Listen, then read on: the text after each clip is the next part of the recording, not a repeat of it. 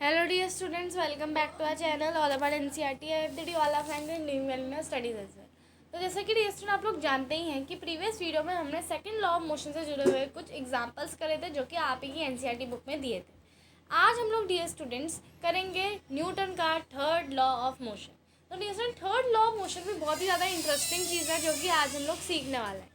ठीक है, तो देखो डियर स्टूडेंट हम लोग रीडिंग करते जाएंगे और लाइन बाय लाइन में आपको एक्सप्लेन करूँगी जो कि मैं प्रीवियस वीडियोस में भी कर रही थी। ठीक है, the first two laws of motion tells us how the applied force changes the motion and provide us a method of determining the force.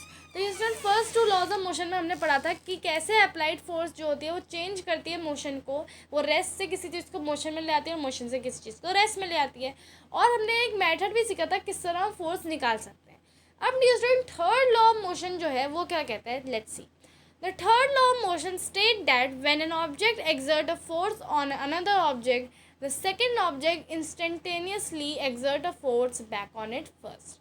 तो डियर स्टूडेंट इसके मेरे पास बहुत सारे एग्जांपल हैं, ये वाले जो थर्ड लॉ ऑफ मोशन है। ठीक है डियर स्टूडेंट, आपने देखा होगा कि जब आपने अगर बचपन में तो छोड़ो, लेकिन मैं आपको रियल लाइफ एग्जांपल बताती हूँ, पिक्चरों में देखा होगा। ठीक है, तो डियर स्टूडेंट वो जो गन होती है ना जिससे वो शूट करते हैं, आपने देखा होगा कभी मारपीट होती है तो गन जो है वो निकालते हैं, उससे शूट करते हैं ना पिक्चरों में। तो डियर स्टूडेंट उसमें हमने देखा होगा जी गन वो जब चलाते हैं तो जो बुलेट जब निकल जाती है बाहर तो थोड़ा सा जो है पीछे को गन भी जाती है। डियर स्टूडेंट ऐसा क्यों होता है? क्योंकि जो फोर्स आप लोग बुलेट को मतलब गन को शूट करने में लगाते हो, बुलेट भी उतनी अमाउंट ऑफ फोर्स जो है गन में लगाती है, जिसकी वजह से गन जो है पीछे जाती है। ठीक है, अब आप क्या होगा कि मैम बुलेट तो भाई इतनी तेज आगे जाती है लेकिन गन तो हमारी इतने पीछे नहीं जाती है, ऐसा क्यों?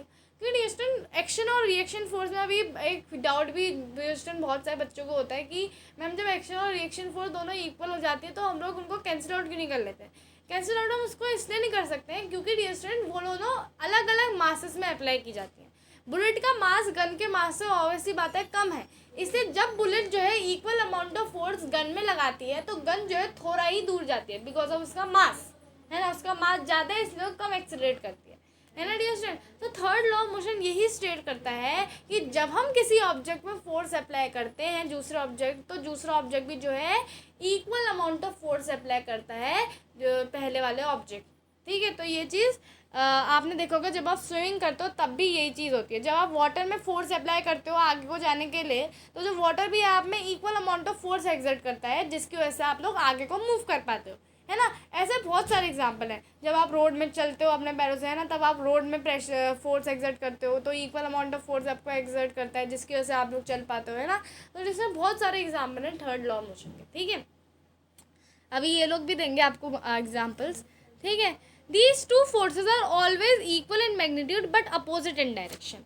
ये चीज़ डिस्टेंस बहुत ज़्यादा आपको ध्यान रखनी है कि देखो एक गन होती है तो उसमें बुलेट के लिए आप इधर को फोर्स अप्लाई करते हो, लेकिन बुलेट फोर्स पीछे को एक्सर्ट करती है जिसकी वजह से आपकी गन जो है पीछे को जाती है। तो ये चीज़ बहुत ध्यान रखनी है आपको, है ना, पीछे को जाएगी, अपोजिट होते हैं ये दोनों फोर्स जो है इक्वल तो होती है मैग्नीट्यूड में बट अपोजिट होती है डायरेक्शन में। ये चीज़ आपको हमेशा याद रखनी है। ठीक है, जब आप स्विमिंग करते हो डियर स्टूडेंट आप लोग क्या करते हो, आप लोग जो है पीछे को फोर्स लगाते हो, है ना, पानी को पीछे को फेंकते हो और पानी आपको आगे को फोर्स लगाता है जिसकी वजह से आप आगे को मूव करते हो, है ना। तो डियर स्टूडेंट हमेशा एक्शन और रिएक्शन फोर्स अपोजिट डायरेक्शन में एक्ट करती हैं, ये आपको जो है याद रखना। ठीक है, अब देखो डियर स्टूडेंट नेक्स्ट क्या कहा है इन लोगों ने, ये भी देख लेते हैं। These forces act on different object and never on the same object. और ये फोर्सेज जो है डिफरेंट ऑब्जेक्ट में एक्ट करती हैं और कभी भी सेम ऑब्जेक्ट में एक्ट नहीं करती हैं। In the game of football sometimes while looking at the football and trying to kick it with greater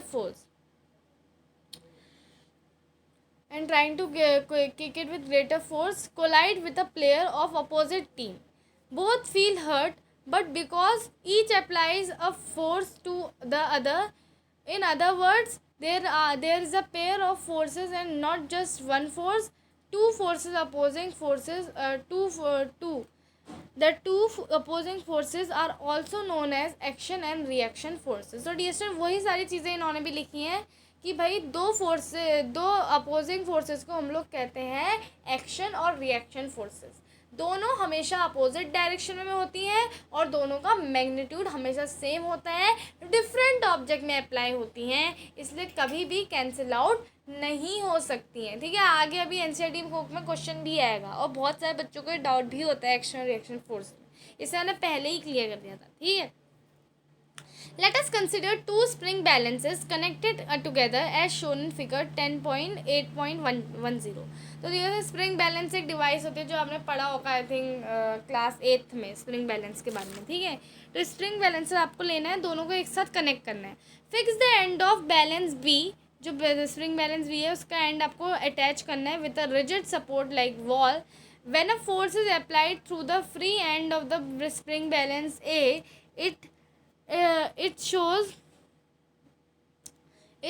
it is observed that both spring balance shows the same reading on their scale. It means that the force exerted by spring balance A on the spring balance B is equal but opposite in direction to the force exerted by balance B on the balance B on balance A. Any of these two forces can be called an action and reaction force. This gives us alternative statement of the third law of motion, that to every reaction there is an equal and opposite reaction. However, it may be remembered that the action and reaction always act on two different bodies simultaneously. तो dear student देखो यहाँ पे क्या हुआ, आपने जब wall से attach करा तो दूसरे साइड से जब आपने मारा उसको, तो देखो डियर स्टूडेंट जो बैलेंस भी है वो वॉल में गया थोड़ा पास, और उसके बाद फिर वापस जो है उसने क्या करा, क्योंकि हमने बैलेंस ए से उसको फोर्स अप्लाई की ना उस पर इक्वल, तो वो भी इक्वल अमाउंट में जो है फोर्स अप्लाई करेगा बैलेंस ए में। तो डियर स्टूडेंट इस तरह जो है ये एक्सपेरिमेंट होगा। ठीक है, जैसे डियर स्टूडेंट मैं आपको अच्छी तरह एक्सप्लेन कर देती हूँ। तो देखो यहाँ से हमने फ्रीली फोर्स अप्लाई करी, तो यहाँ पे जो है बैलेंस भी जो है वॉल में थोड़ा आगे को चिपक गया, फिर इसने भी equal amount of force exert करी आपके हाथ की ओर। ठीक है, तो डियर स्टूडेंट एक्शन और रिएक्शन फोर्सेस के बारे में आप इससे बहुत अच्छी तरह समझ सकते हैं ना, और रीडिंग दोनों में सेम दिखा रहे हो। क्यों? क्योंकि डियर स्टूडेंट एक्शन और रिएक्शन फोर्स जो है इक्वल होती हैं, लेकिन दो डिफरेंट बॉडीज में लगती हैं और दोनों जो है हमेशा अपोजिट होती हैं। ये सारी चीज़ें आपको याद रखनी है। ठीक है, suppose you are standing at rest and intend to start walking on the road. You must accelerate and this requires a force in accordance with the second law of motion. तो इसके लिए आपको फोर्स तो चाहिए होगी, because हमने second law of motion में पढ़ लिया, एक्सेलरेट करने के लिए वी नीड अ फोर्स, है ना। तो डियर स्टूडेंट इसके लिए आपको फोर्स चाहिए होगी, है ना। what is this force? Is it a muscular effort you exert on road? Is it in the direction we intend to move? No, you push the road below backwards. The road exerts an equal and opposite force on your feet to make you move forward. तो dear student जो swimming वाला case मैंने बताया था ना, same वही चीज़ होती है। जब आप मूव करते हो तो आप जो है रोड में ऐसे करके फोर्स एक्सर्ट करते हो पीछे की तरफ, तो रोड जो होती है वो भी इक्वल अमाउंट ऑफ फोर्स आप पे एक्सर्ट करती है आगे की तरफ, जिसकी वजह से क्या होता है आप लोग रोड में मूव कर पाते हो, है ना। तो ये थर्ड लॉ ऑफ मोशन की वजह से होता है।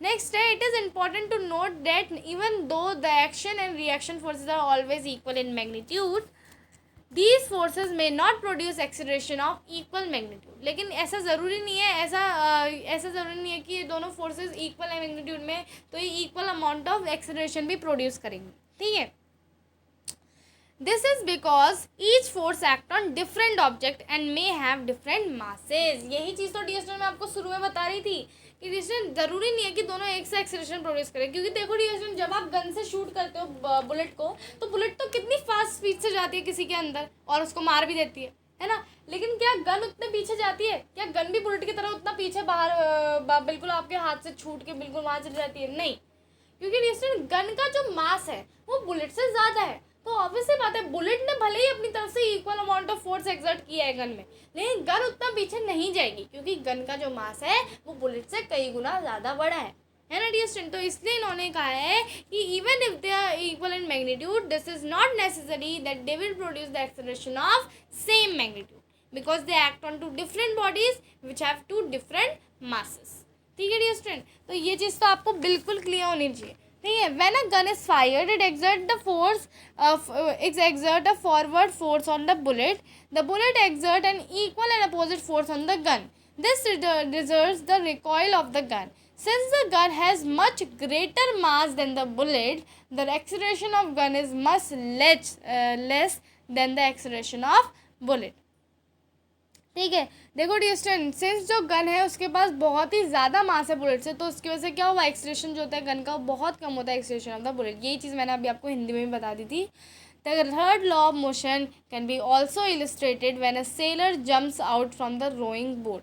तो डियर आपने देखा होगा, जब जो सेलर होता है, जो बोट से अगर जब वो उतरता है, बहुत ज़ोर से जब कूद के आता है वो, तो वो क्या करता है, बोट को पीछे को धक्का छोड़ता है. तो इसकी वजह से क्या होता है, बोट भी उसमें equal amount of force exert करती है, उसको आगे को पुश करती है. तो इसकी वजह से वो जो है आगे को आ जाता है कूद के. ठीक है, ओके डियर स्टूडेंट, तो ये चीज़ तो आप लोगों को क्लियर हो गई होगी. यहाँ पे आपको फोटो भी दे रखी है इस चीज़ की, sailor jumps from forward direction. ठीक है, अब इन्होंने एक एक्टिविटी दे रखी है, ये request to children standing to separate charts as shown, give them a bag full of sand और some heavy object, ask them to play game of catch with the bag. Thus each of them experience the instantaneous force as a result of throwing of sandbag.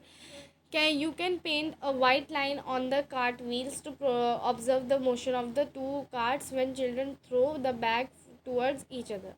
Now place two children on one cart and one on another cart. The second law of motion can be seen as this arrangement would show that different acceleration for same force.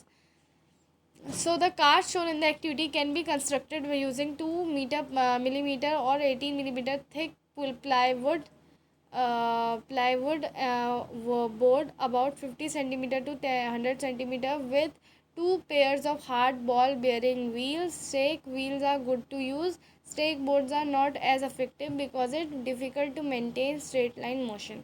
तो dear student, ये तो वही activity है third law of motion की, इतनी ज़्यादा ज़रूरी नहीं है. जो मैंने आपको एग्जाम्पल दिए, मेरे को लग रहा है उससे से आपको सब चीज़ क्लियर हो गया होगा. वरना ये एक्टिविटी भी आप करके देख लेना, काफ़ी सही एक्टिविटी है. और इसमें भी थर्ड लॉ ऑफ मोशन आपको बताया है, सेकंड लॉ ऑफ मोशन का भी इसमें जिक्र किया है. तो डियर स्टूडेंट, काफ़ी सिंपल था थर्ड लॉ ऑफ मोशन. और मेरे को लगता है पूरे जो forces and laws of motion की जर्नी है जो हमने अभी तक पढ़ा है सारी चीज़ें, इसमें आपको सबसे simple third law of motion ही लगने वाला है डियर स्टूडेंट.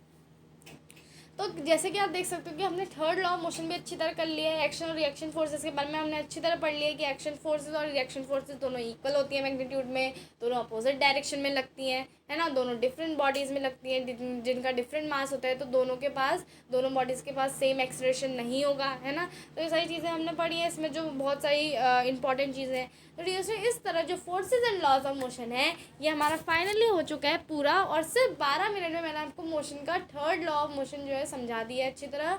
तो डियर स्टूडेंट, इस तरह जो है ये चैप्टर हो चुका है पूरा.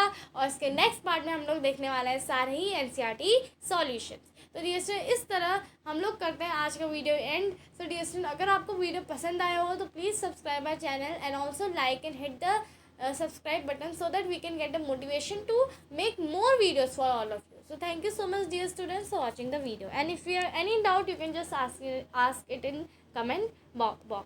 Okay dear students, thank you so much for watching.